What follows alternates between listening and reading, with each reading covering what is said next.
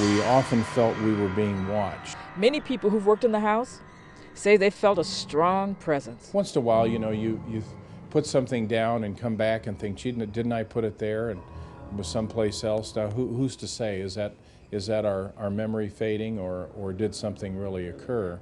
People say they hear sounds coming from empty rooms. We heard babies crying. We went to the toy room in the back. As soon as we walked in the door, the crying stopped. Ghost hauntings.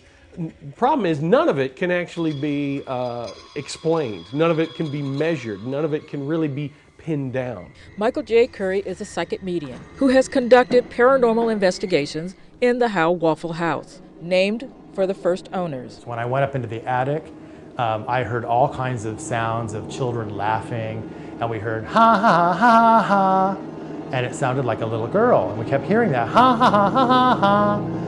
And three psychics and I went upstairs into the attic, and we were looking around using a pendulum, and a little red-haired girl appeared, materialized to me. This home was built by Dr. Willella Howe and her husband, Alvin Jared Howe.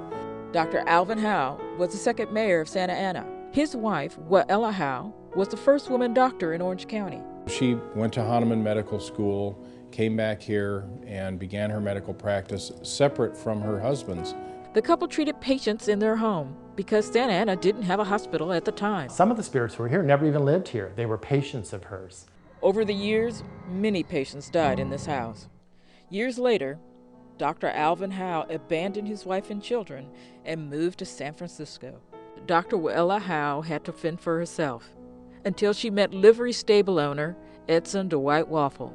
The couple was married for over 25 years. It is believed that Dr. Willella Howe Waffle delivered at least 1,000 babies in Orange County. She was a dedicated physician until the very last moment of her life. In 1924, she died at the bedside of a patient. Some believe her spirit is still in the house looking after her patients.